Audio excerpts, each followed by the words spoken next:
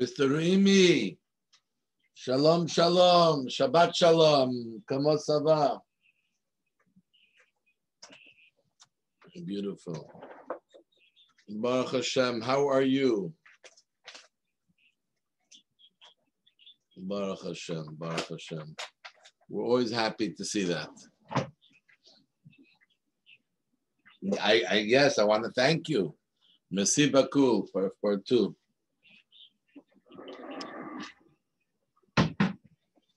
No, late, it's special. What it never late. It's beautiful. Pleasure. Avec plaisir. Merci. Merci. Baruch Hashem. Baruch Hashem. You too. Yeah. Beautiful. All the best. Merci. Thank you. Shabbat shalom. We love you. Say hi to your wife. Bye-bye. Bye-bye. Bye-bye.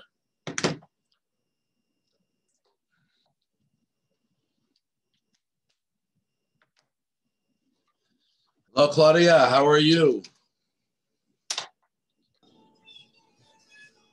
Good morning. Good morning. How are you? Happy Hanukkah. I'm good. Thank you. You too. How's everything? Baruch Hashem. Thank God well. How was the Hanukkah holiday? Great. Really, really nice. It was nice to be all of us together. Yeah. The great picture that you posted there. The kids look great. Well, Dina's donuts are deadly. How many did she make? I must agree. What? How many did she make? No, she made, she made a few nights. She made donuts and she made, I don't know, not a massive amounts. You know what I mean? Such a nice gesture. We really appreciated it. Thank you. Good. I'm happy. That's what makes me happy. Yeah. So nice. Hi, Lara. Hi. How are you? Good. I actually had a question for you. You know that Craig, who came to the Hanukkah, is my boyfriend, and we lit the Hanukkah candles. And he wanted to ask you, because on one of the candle things, he showed me how you're supposed to light it. The middle one, you take it and you do the end, whatever. And he said that one of the pictures, there's something off because it looks like the guy, and he sent me that. I have to find the picture to show it to you because he wants you to understand, explain why the guy looks like he hasn't done the first candle. Or I have to see the picture, but there is an order how you light the candles. You don't just light them. You know, there is what we call a shamish, the serving candle. The candle's on a different height. You know, it's either the one you used to light. And then you set up the candles from right to left, and you light it from left to right. So we always light the newest one first. There is an order of the way we light the candles. So you always go from the right of the menorah towards left. Okay, so Craig knows that. But on the picture, it looks like there's a mistake because one of the candles that's supposed to be lit isn't lit. Oh, maybe. And he wants to understand. So I'd love to see. I'm not sure which one you have to show me. I'm going to send you the picture. It's an old. I'll show you. I'm going to send it. Okay. Something's going on. Hello, Mati. How are you? We thought it was Primo. Wait, for some reason I can't hear anything. We hear you. Okay, there we go. I can hear you now. How are you? Hi. Baruch Hashem, how are you? Pretty good. How are you? Driving or something? Where are you? No, I'm in my house. Oh, in your house, okay. Yeah, I have the window right behind you. Yeah. Yeah, there you go. Oh my God, the weather is gorgeous. I know. Yeah. Wow. When the weather is nice there's nothing like it. Yeah, it's really nice. Yeah. Well, wish you were here, cuz. I wish I was there too. I wish I was there. How's Hannah doing? Hannah's doing really well. She's in Spain right now. She's spending end of year with her mom in Madrid. And they're going down to Barcelona on the 24th. They're staying there for over the New Year. And what's the situation there like? Is it strict or there's no lockdown? No, there's many lockdowns everywhere in Europe. It's bad in Europe also. It's just bad everywhere right now. Yeah. Yeah, we're at the height of the pandemic everywhere. There's True. always a new height, but we're at the peak right now. We're in it. No question. Yeah. No question. Yeah. I think we're definitely waiting for Deb. Let me just send her a text. Okay. Why do I feel like, hold on one second, Deb. Personal assistant. I know. Hi, this is your personal assistant, Claudia. Are you getting on? Okay. Otherwise, we can start. Yeah. So Claudia, I'm going to San Andres on Monday. Okay, just in case you guys want to. One of these days, Lara and I will come down. Oh, I'd love it. Lara, that island is spectacular. I'm sure. I can't even imagine right now. Not to let you guys know that I'm going to spend the winter in the Caribbean, but yeah. We're happy for you, though. Don't worry. We're happy. You want to make us jealous? Thank God. Yeah. You're going to be... We're happy for you. Moti, you know that Rabbi Moshe has been to Colombia. He told you? Yes, he did. Okay. Here in Bogota and around. Yeah. Bogota, Barranquilla, those are the two main cities. Do you know the rabbis that he knows? No, I don't know that rabbi. But surprising, yeah. That I know Rabbi Goldschmidt, which is like he heads the I don't know how to say the ¿cómo se dice? ¿Cómo se dice That's que? Rabbi Goldschmidt. Yeah, About Rabino Rosenfeld. He's the rabbi. He heads the he's the Ashkenaz community. The community, yes, exactly. He's been there when I was there. Rabbi Goldschmidt was there as well. Yes, he's been there for many years. Many years. He's from Argentina. We get a lot of rabbis here from Argentina. Yeah, that's interesting. Yeah, I've heard of the Rohr family. I mean, they've been out of Colombia for a long time, but they were Rohr. Okay, no, I'm not sure. I know they were a very important family but they left and they're all in the States already for years, but they had a big impact in Colombia, business wise and Jewish community wise. Okay. Yeah, many Jews left Colombia during the 80s and the 90s because it was very dangerous. Yeah. Yeah, a lot of kidnapping. I had a lot of friends that were kidnapped. I was there in 1990. A lot of kidnappings. It was a Mr. Drescher. There was a guy who was like for months, like for 8, 9 months. It was crazy. It was crazy. Yeah. The early 90s, we still had Pablo around and he was putting bombs everywhere. He was blowing up commercial airlines because he thought like presidential on it. He would blow up like a normal commercial flight. Yeah. Yeah. Bombs everywhere going off in the city. Yeah. In the cities. Because it was That's all crazy. Yeah. Well, thank God we some crazy things happen in the world. It is. I know, and we worry now for our kids with COVID. That's nothing. Still happen. Right. You know what I mean? When I think to myself that I'm actually comforting my children over COVID, when there's kidnappings and other big problems in this world, it drives me nuts. No, but for kids, it's very disruptive because they never experienced something like this. I think a lot of adults never experienced something like this, where life, as you know, it stops. Yeah.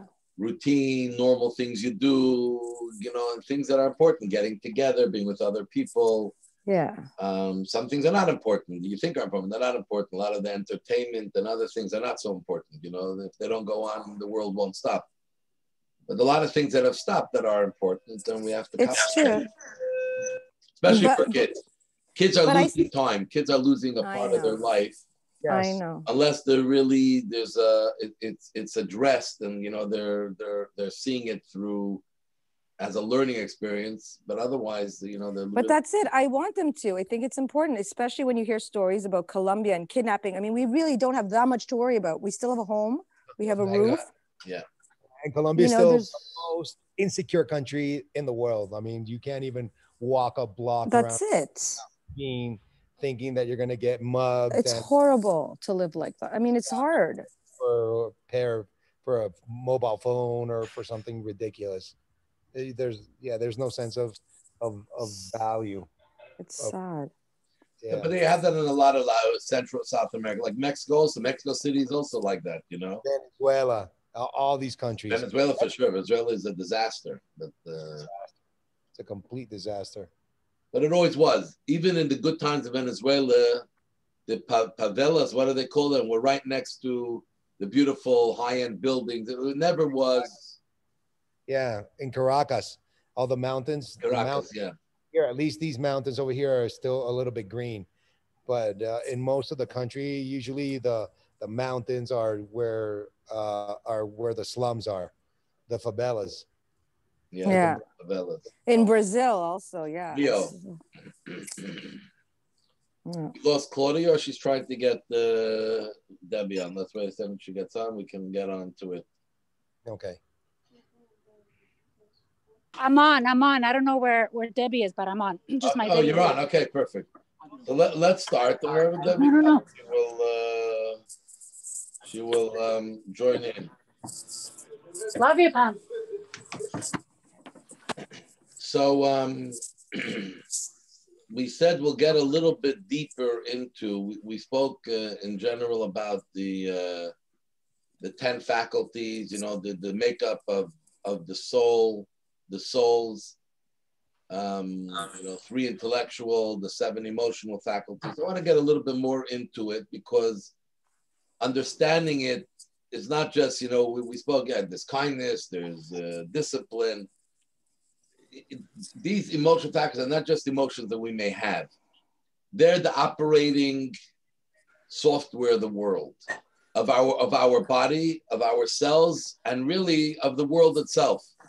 Because through understanding these 10 faculties or 10 attributes, we understand the whole process of God's relationship to the world and God's making the world, how he formed the world, how it happened.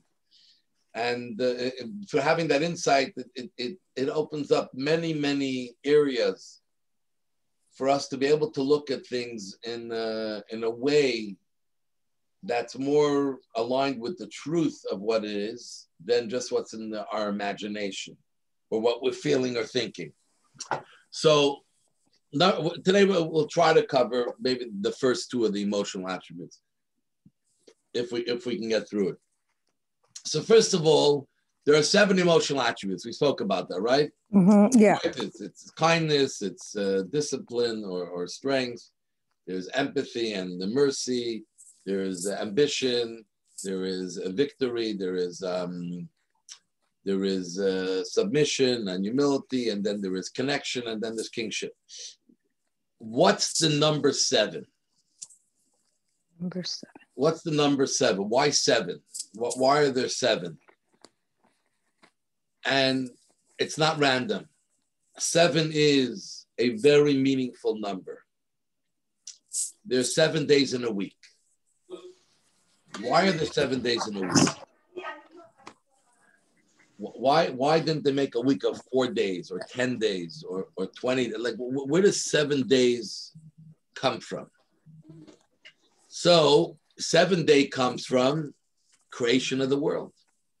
So even the people will tell you that they don't believe in God, they're atheistic, they still live on a Sunday to Saturday or Shabbat day, week, because that's the way the world was created. We have it in the Bible, the first beginning of the Bereshit, Genesis. That day 1, day 2, day 3, day 4, day 5, day 6, and we read every Shabbat, Yom HaShishi, when we do the Kiddush, it was the 6th day. The Kiddush is straight out of Genesis. It was at the end of the 6th day when God finished the creation, and then on the 7th day, he rested. So God created the world in 7 days, and therefore we live, our whole life cycle is 7. They're years, they're months, but our life cycle is Sunday to Saturday, Sunday to Shabbat. Why 7? Why did God create the world in 7? Why didn't he create it in any other number? Why, God could have done anything. He had the choice to do whatever he wanted. So why would he do it in 7? And the answer is because God created the world using the 7 attributes, emotional attributes. Hello, Ben. Right, Ben? Did I get it right? That's your other son. Yeah. Sorry, it was on mute. Yeah. Hi. What's your name? You're Ben. Ben. That's Ben. That's what I thought. That's what I thought. Yeah. So hello. So God created the world in 7 days because he used the 7 attributes, meaning to make the world that we have, God employed all the 7 emotional attributes and faculties that we have. That's a structure that God made that he used to create the world. They're the building blocks of the world. And every day was dedicated.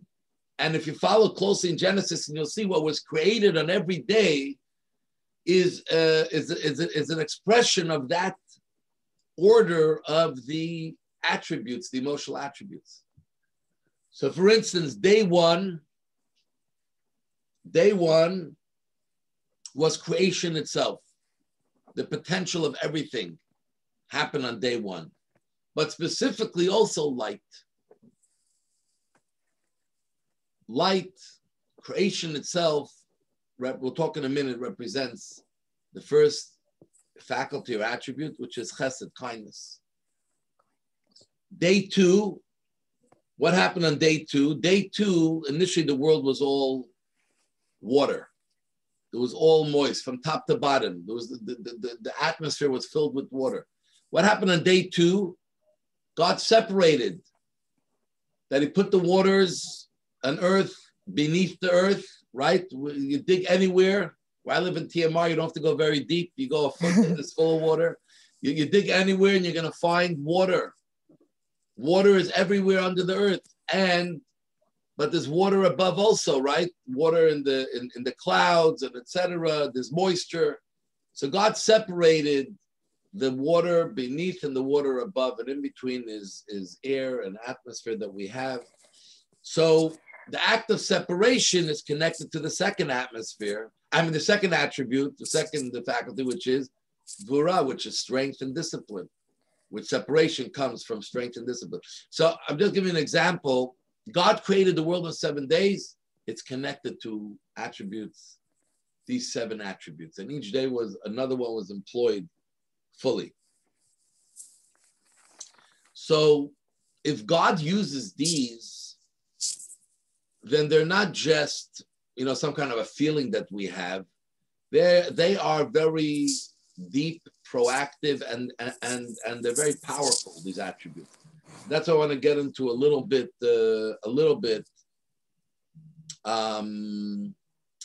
into these attributes to understand a little bit more. And we can talk forever because really there's a lot, but we'll open up. And I'll tell you one more thing. The origins of the Jewish people, we always refer to our forefathers, F-O-R-E, our forefathers, or what we call the patriarchs and the matriarchs. How many patriarchs were there? How many people do we refer to when we talk about our forefathers? Any ideas? You remember, we know any of them? So we talk about 3. Well, you're going to say something, Claudia? I was going to guess. Yeah, me too. Like Abraham? Abraham is 1. Abraham, I got 1. Moses? Moses? No, Moses is not one of them. Moses came later. Okay. Moses came hundreds of years later. There are 3. We talk about 3 forefathers and 4 David. others. Isaac and Jacob. That's right. Okay. Abraham, Isaac, and Jacob. We refer to the first 3 generations. He Googles fast, Mati. Oh, I'm not Googling. Hey, I know some things. It's very hard to teach today because everyone fact checks, So, so Abraham, Isaac, and Jacob are the 3 forefathers. Now, why would we even, every beginning, we look at a patriarch. There's one patriarch. There's one at a time. There's one patriarch. There's one beginning. Isaac and Jacob were not beginnings. They were the 2nd and 3rd generation Jews. Abraham was the first one who discovered monotheism and God and to serve God. But Isaac and Jacob just came from Abraham, and they were continuing what he started. So why do we talk about 3 forefathers? Why do we talk about the 3? And the answer is, you know that anything, if you want to make a table, a chair, and you want it to stand, or you want to hold anything up, you need a minimum of 3 legs. You can't have, only people stand on 2, but very little else can really stand on 2. You need 3 legs to be able to make something stand. The Jewish people, their foundation needed to be, their beginning to be 3. Abraham, Isaac, and Jacob. But why 3? Because they represent, each one of them represents another one of the 3 main emotional attributes. Abraham represents chesed, kindness. Isaac represents gevurah, strength, discipline, and Jacob represents mercy and empathy. They represent the 3 main emotional ones, the 3 top ones. Sorry, can you just repeat that one? That Abraham represents kindness. His life, if you look at his life, it was a lot of generosity and openness and kindness. Isaac represents strength and discipline. If you look at his life, it was a lot of that going on in his life, very much a strong character development, internal character development.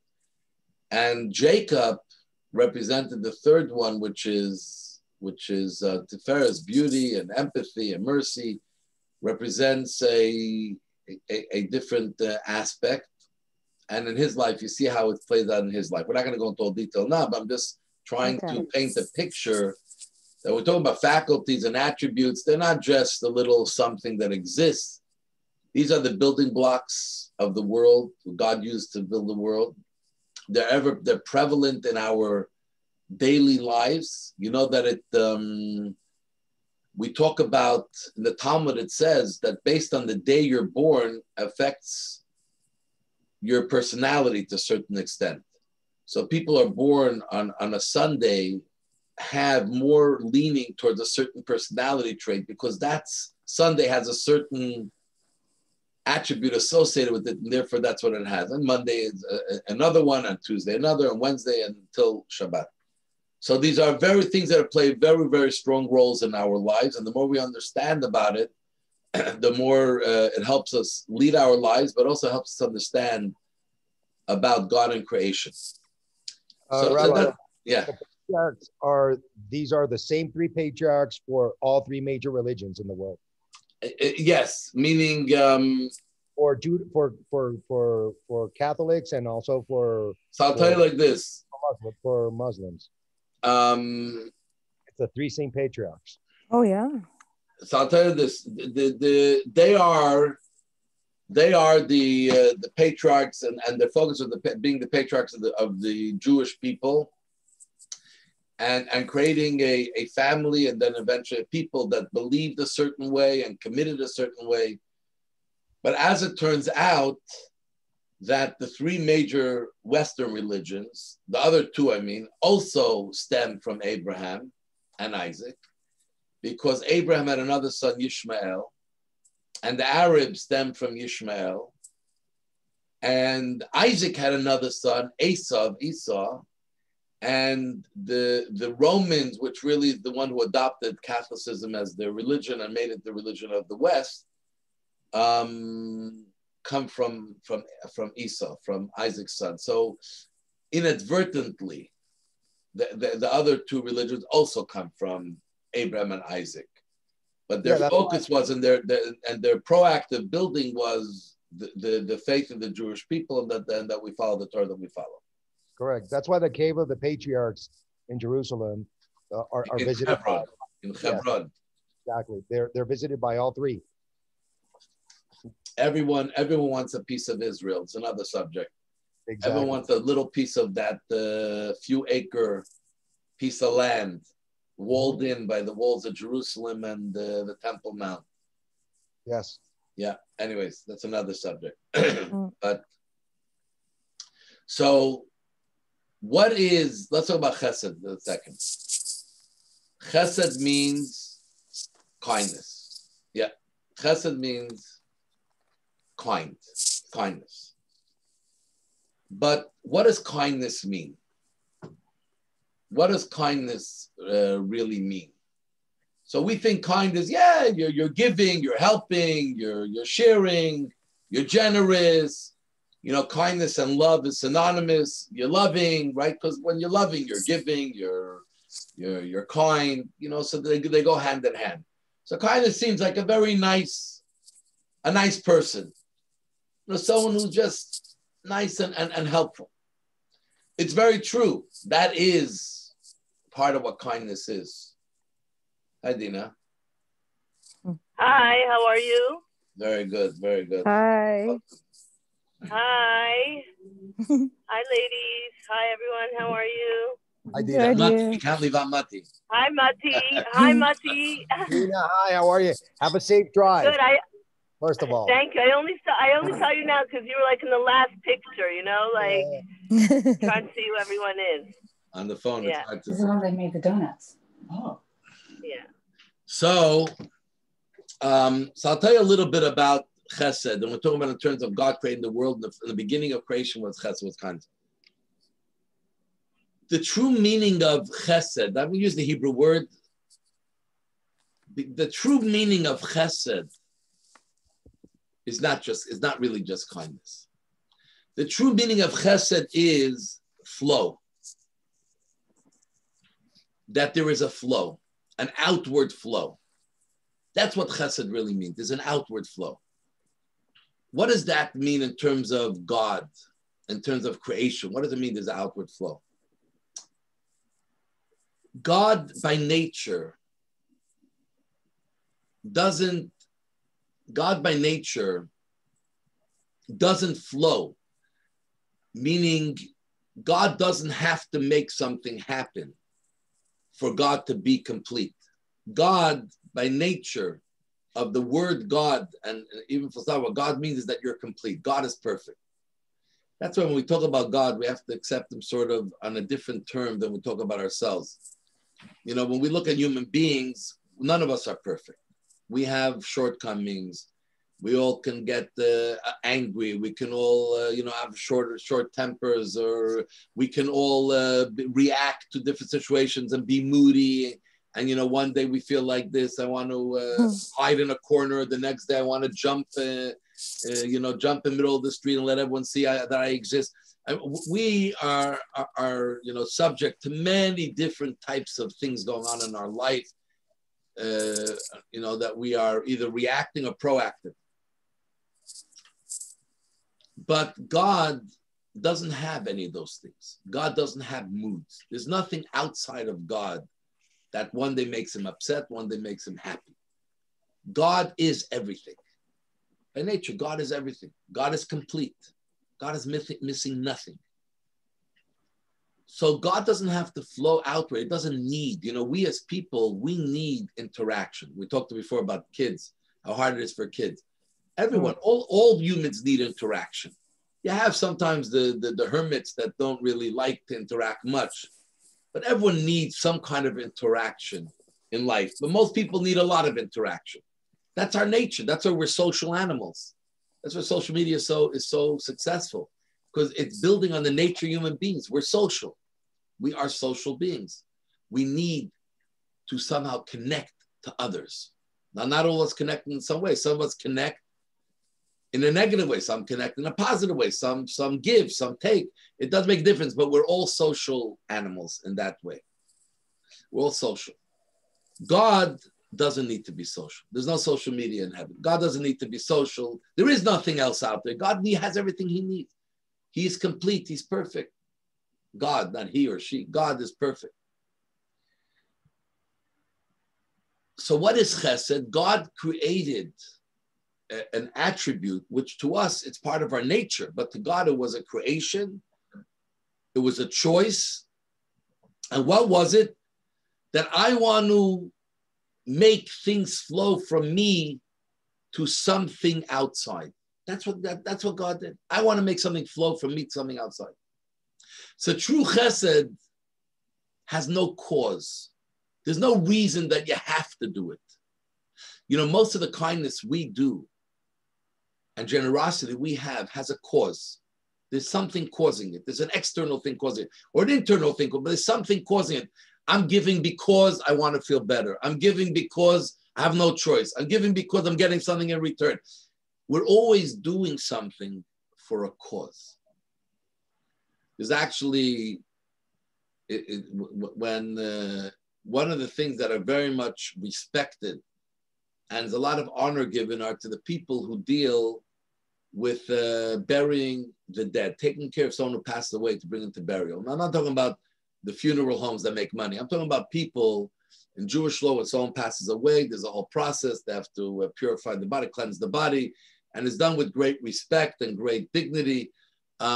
Those people who do that and bring and dip the body and you know, and is involved in the dipping in the mikveh, etc., to get the body ready for the soul for the afterlife.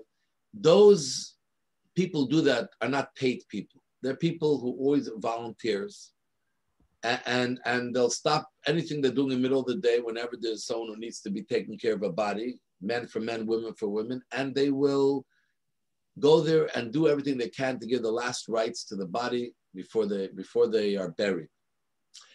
So in Judaism, we call that chesed shalemes, a true kindness. Why is this a true kindness? What happens if you feed a poor person? What happens if you do something else? Why is there a true kindness? Because everything we do, even when we think we're just giving someone who has nothing, I'm the one who has everything, they have nothing. Somewhere in the back of our mind, we say, you know, pay it forward. What goes around comes around.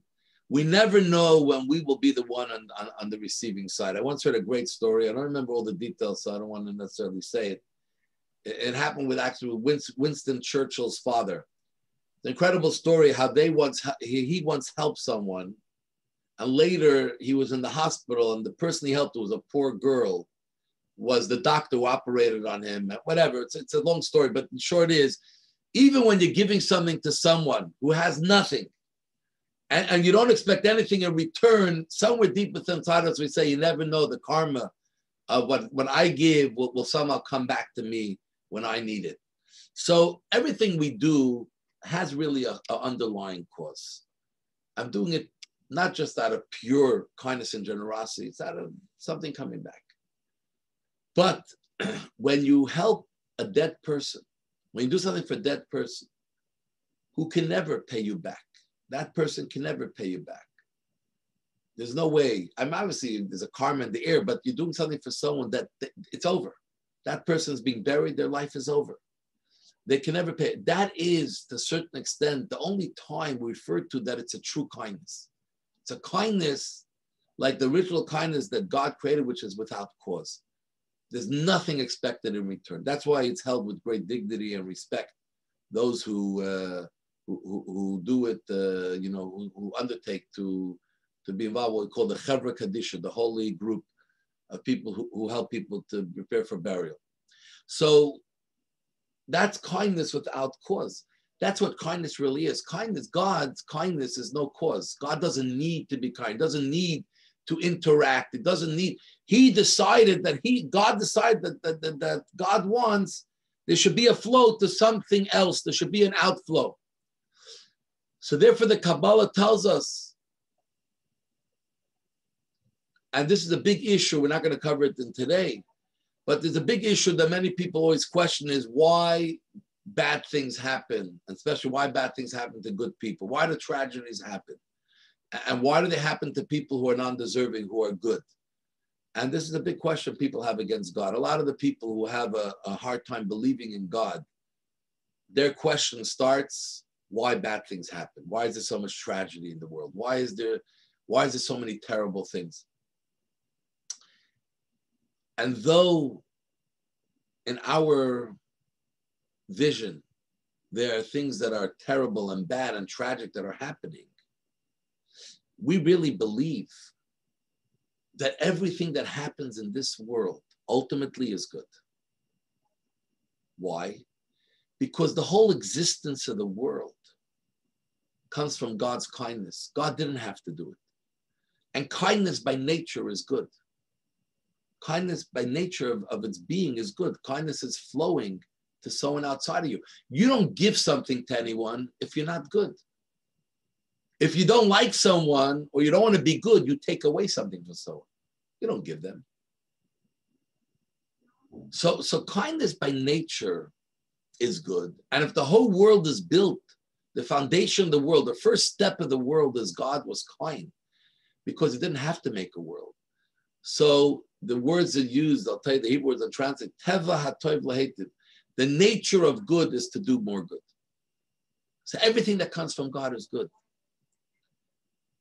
You know, and very often we get upset at God. Why did God do this to me? Why did this happen? And in our ability to see things, it looks like something terrible and bad happened. But it's not true. Everything somewhere deep inside is good. And we talk about two rabbis. Rabbi Akiva, some of you may have heard of him, Rabbi Akiva, one of the greatest rabbis of all time, lived about 1800 years ago, 1850 years ago. He was martyred by the Roman emperor after the destruction of the temple, him with 10 other rabbis. And Nachum Ish Gamzu, Nachum, who was also a great sage, lived a little bit before Rabbi Akiva. And these two sages made a statement. Not that they're the only ones who believed it, but they made a statement. And with Rabbi Akiva, there's a story accompanied with it. So Rabbi Akiva used to say, whatever God does is ultimately for the good. That was his statement. He used to always repeat all the time.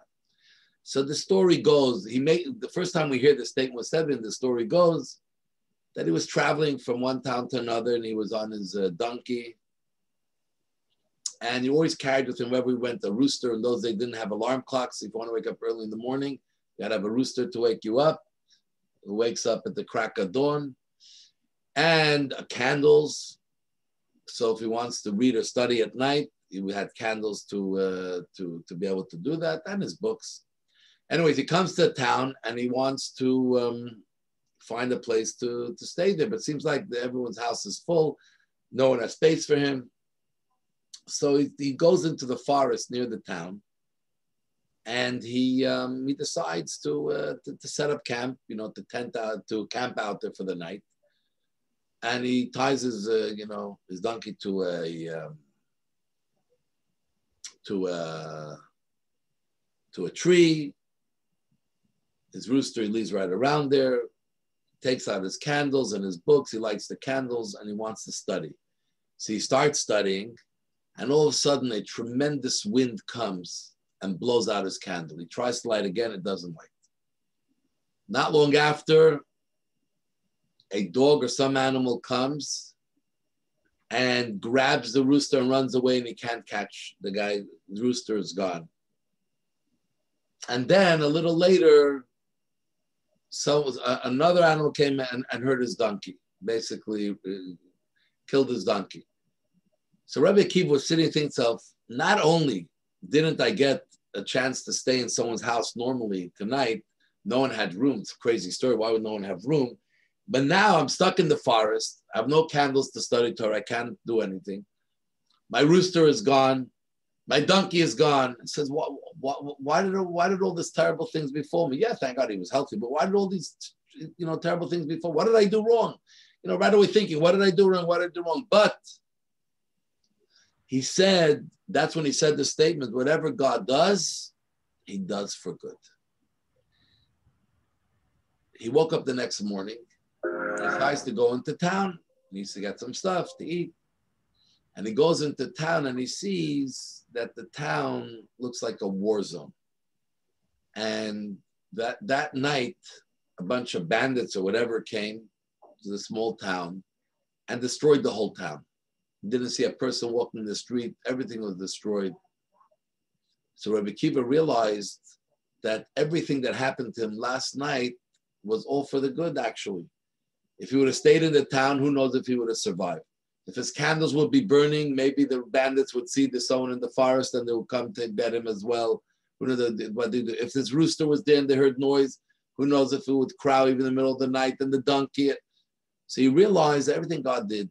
But he didn't only say it when then. That's the way motto he lived. And that's so by nature, whatever's going on here is really good, because the world itself didn't have to exist. It's not like there was a world that God has to operate in the world and figure out.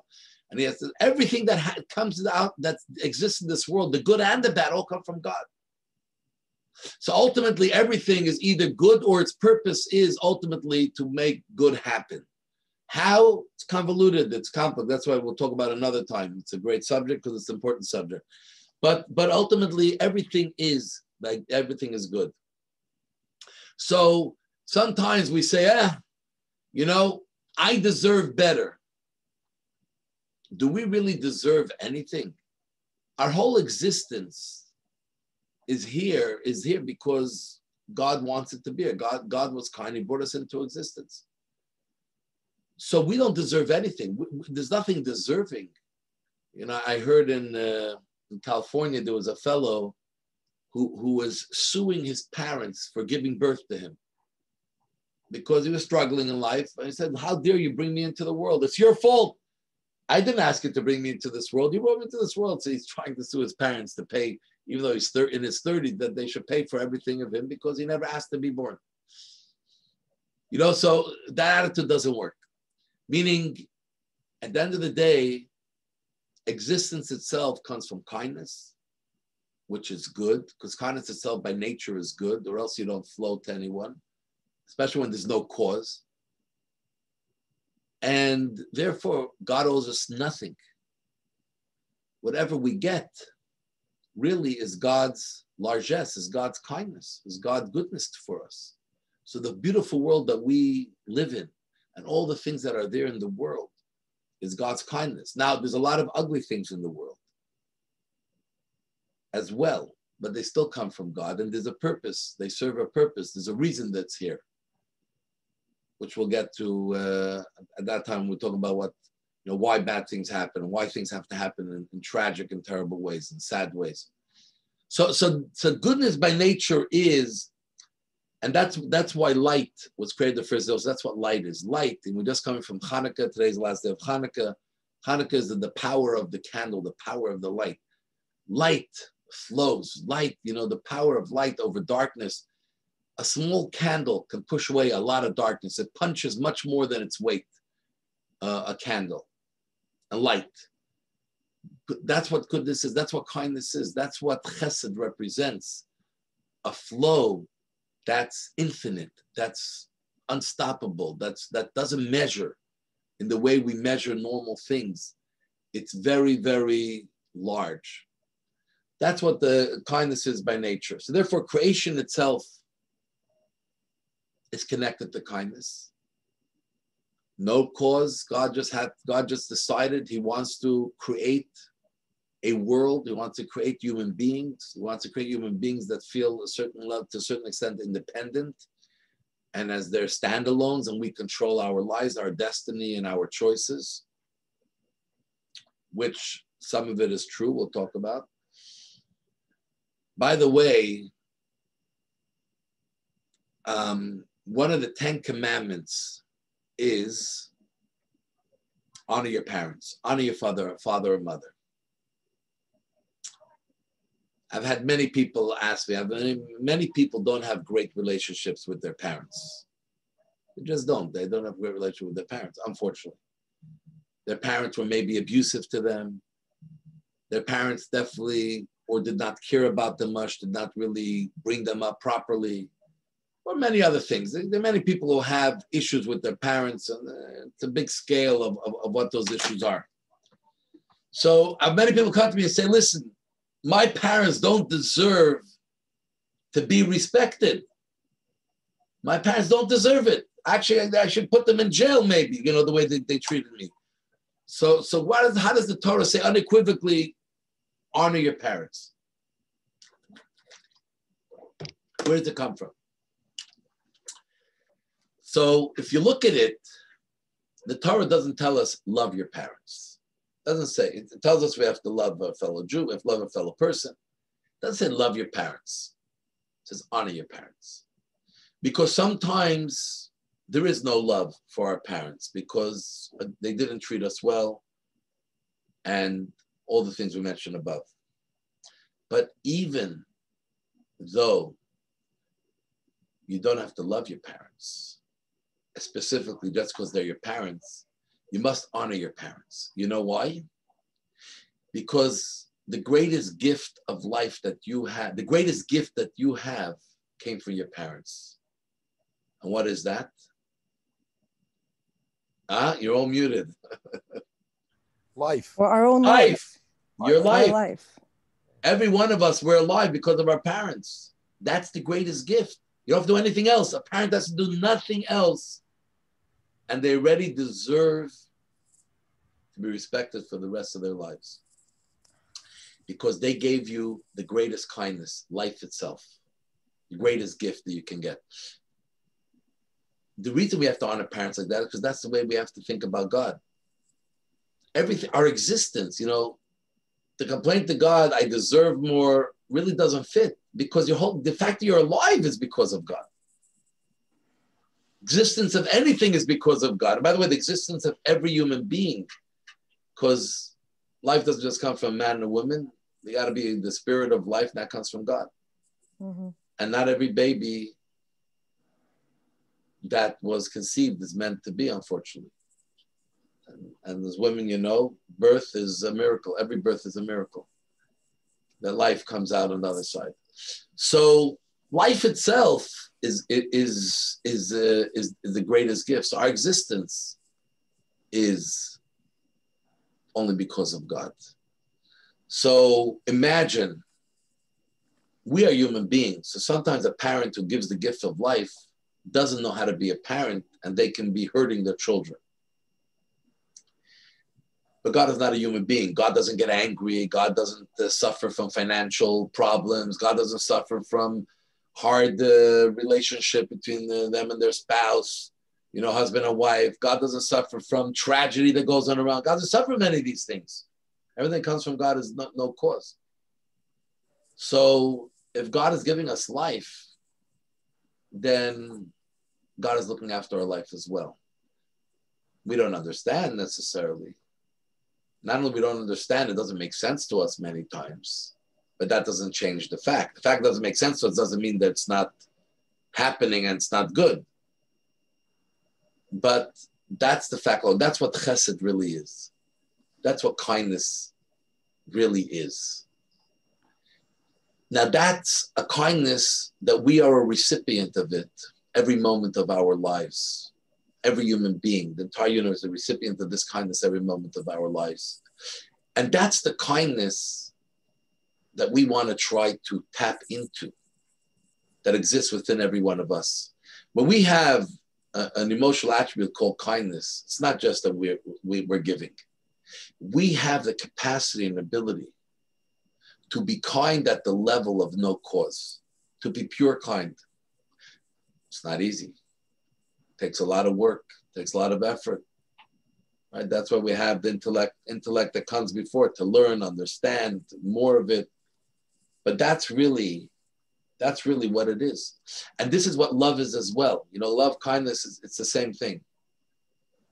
Love is the internal part of kindness, and generosity is the external part of kindness. Love is really, the true love is without a cause. True love, even between people, has to be without a cause. Any love that is built on what's in it for me is not real love. As long as the reason stands, the love exists. The minute the reason leaves, right? So if two people marry each other because they love partying together, I'm just taking a crazy example, and then one of them doesn't like the party anymore, then the love will fall apart because it's not a real love. It's built on something. Now that's a very, base, but it could be even on the love of sharing something that's very powerful together. But when that's gone, there's a story, I don't know if I ever shared here, a story I use a lot, it's an incredible story, where there was an old couple. She had Alzheimer's disease. If I shared already, you'll stop me. She had Alzheimer's disease. She was living in a home. He lived on his own, but every single day, he used to make the trek by train and bus and walking to be with his wife in the home and to eat lunch with her and spend some time with her. Every day, rain, snow, sleet, hail, hot, he was there every day. And the nurse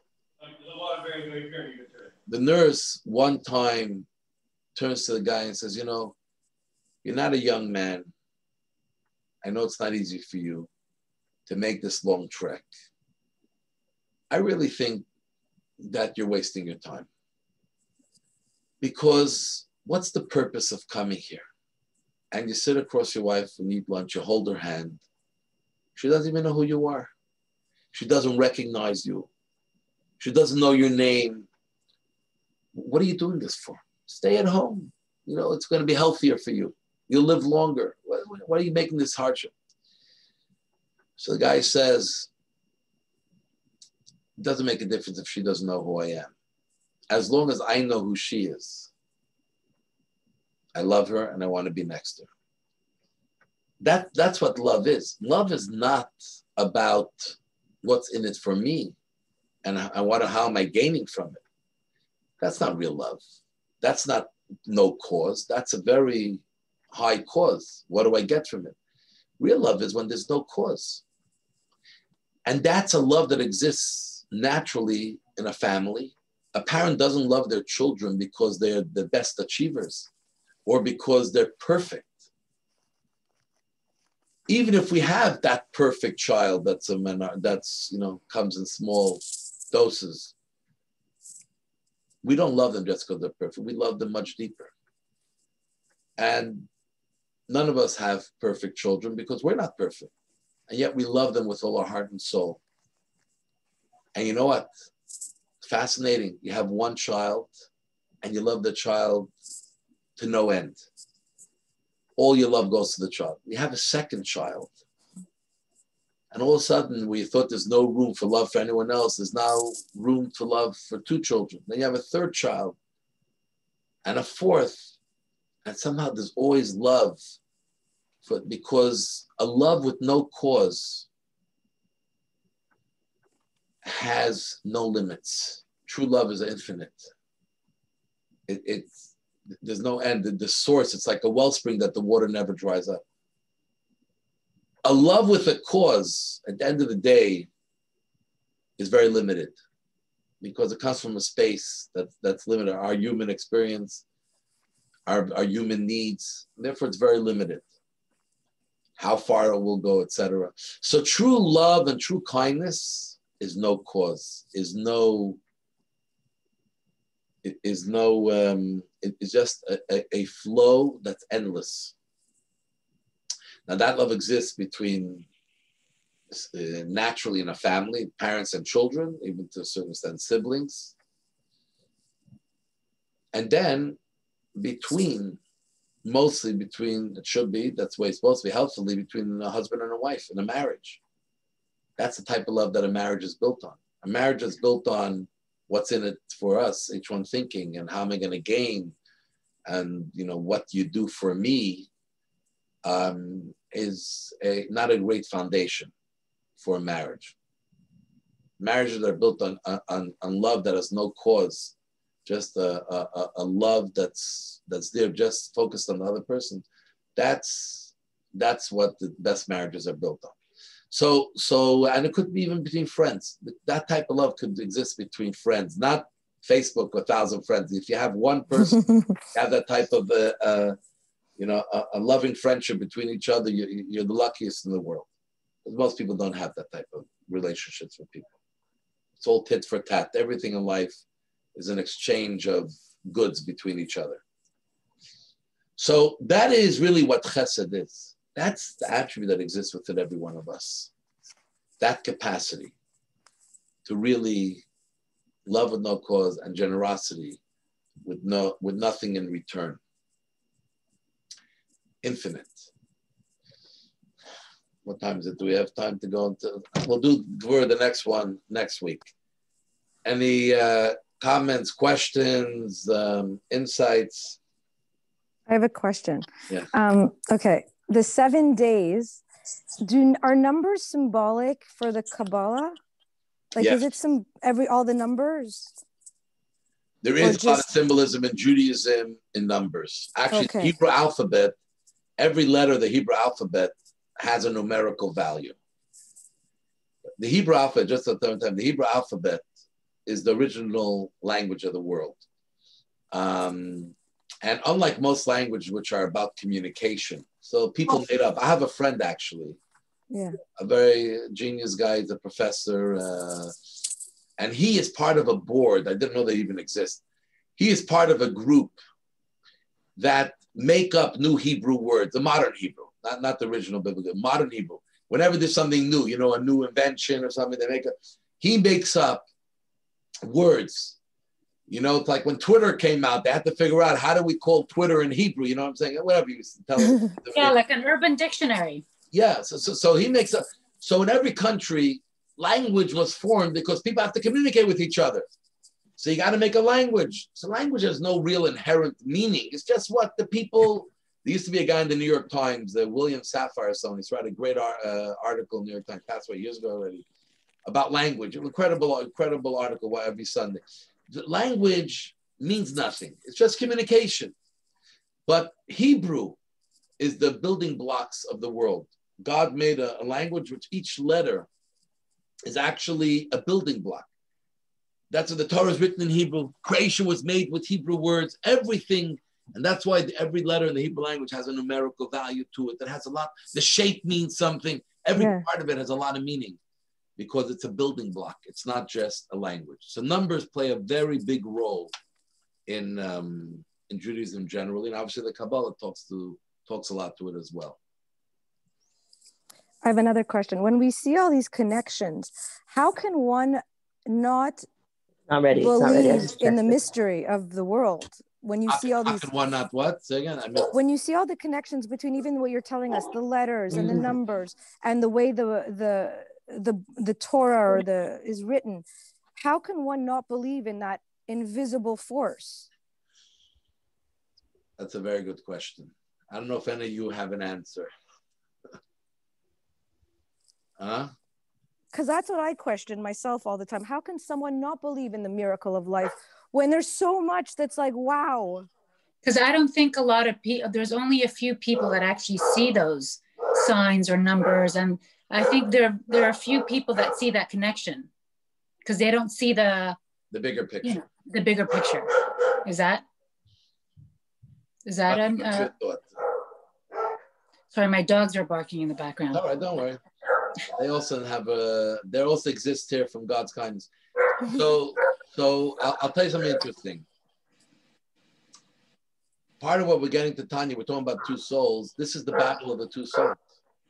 That if you pay attention to the Torah and what it teaches us, the message and the Kabbalah and everything, etc., and sort of our godly soul, you're right. It's impossible not to see this. But we have another part of it called the natural worldly soul that was created by God in a way that it's only interested in its own survival. So to it, kindness is always with cause. What's in it for me? So there's a part of us that it's a different force that's pulling in a different direction. The question is, which one wins? So that's the struggle of life itself. So some people, like Claudia said, are never in touch with their godly soul and never entertained it, never fed it, never nurtured it, never got in touch with it. But all of us are in touch with our natural worldly soul because we all live, we eat, we sleep, we're living. And what's moving us, what's operating within us? Our worldly soul. Go with him. So that's exactly what it's all about. This is the struggle of life. Now, even if we know the truth, it's still a struggle. It is. Because life itself, we're pulled in many directions. But once you know it, you can start tackling the struggle. You can start taking the steps and doing things to help allow the good and godly soul to overtake the worldly natural soul. Okay. Ben had a question. He had to leave. He's taking a test. He was just wondering if in the Jewish religion you're allowed, let's say you have 3 boys, are you allowed to name them Abraham, Isaac, and Jacob? I want to tell you something interesting. My grandmother, her name was Rachel. So there are 3 patriarchs and 4 matriarchs, because Jacob had 2 wives.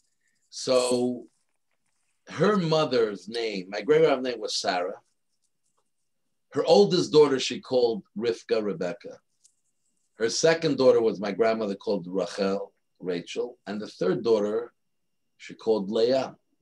Those are the 4 matriarchs. So actually, their family was the mother and the 3 kids were the 4 matriarchs. So not only you're allowed to, it's beautiful when we give names. That's when we give names, Jewish names, we try to give a name after someone. Very often we give a name after someone in the family who passed away recently, or, someone's parents or grandparents. So, you want to perpetuate the name. But many people give names that are biblical names. As you see in the Christian world, and you find a lot in the African American world, they give a lot of biblical names. They're full of biblical names. For sure, it's not a problem at all. The only thing we say is that a parent and a child don't have the same name. But us in Jewish way, we don't name a parent and a child. We don't call juniors. We don't give juniors. Everyone has their own distinct name. Only if after someone passes away, you can give the name, sort of someone can be named after them.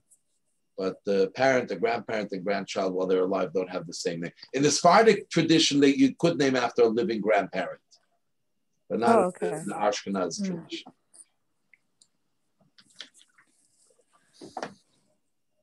So from Hesed is where the mitzvot come from? The what? Mitzvah. But mitzvot. Yeah, I didn't hear what the beginning question. Does it come from mitzvot? Yeah.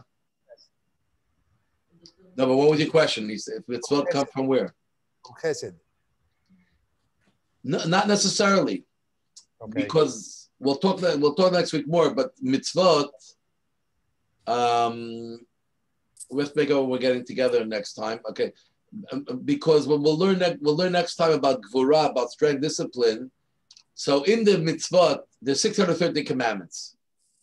248 of them are proactive. Go do this, do this, do this. 365 of them are don't do this, don't do that, prohibitions. That proactive mitzvot come from chesed. It's about reaching out. It's about flow. But the prohibitions come from gvura, come from discipline, holding back, staying away. Okay. So yes, 248 of them stem from this. Okay. Beautiful. Wow. Well, thank you, Rabbi. Thank you so much. Wait, Mati, you want to meet my Mati? My son Mati? He's home. Mati, say hi to everyone. Hi. Hey, Moti. Hi, Moti. Also, Mark is Mordechai. We have a lot of names. What's your name? Well, my name is Mordechai. So he's also Mordechai. Mordechai Tzvi, but Mordechai, yeah. He's also Moti. He's also Mark. And in Spanish, you're also Marco. Marco, yeah. Yeah. And Dina, I enjoy the rides with you. I get to see like part of your life. Your ride, walk. She's a mother with young kids, so she's so nice to see you. For Chabad. Yes. My life is very far from boring, let me tell you. You're always very active. You're always on the move. Yes. So let's finish up. When do we do the next class? Next Friday? Now, it's next okay. Friday, I don't know if anyone is moving or traveling. It's December 20. What's next Friday? It's Christmas morning, and I have my kids, so it's hard for me. Okay, so then let's do. But I don't mind. Do you want to do? I think. I'm sorry. What? We can do the Thursday, the 24th. Yeah. If it's good for you. Okay. I'll be up north, so it doesn't make a difference when we do it. Be in touch with them. We're good. Not only Debbie's supposed to come on, I thought her helper's coming on, but I guess she didn't come on, Dina, huh? No, she couldn't come on. She couldn't come on. No, Claudia let me know when. Yeah, we'll just. Mati, how's your Wi-Fi on the island? On the island, it's Decent? so-so, but I'll Okay. I'll communicate anyway. Probably better than the one I have in St. Donat. Okay, so let's aim for the 24th. Okay, perfect. Thank you. All right. Nice Okay. to see Send an you. email. Thank you Nice to so see much. everyone. Thank you Well, again. have a Shabbat Shalom and enjoy the last few Shabbat hours of Shalom. Hanukkah as well. Yeah. Thank you. Thanks. Again, and Rav Hazaku Baruch. Amen. Amen. Chazak Baruch to all of you. Be well. Hey.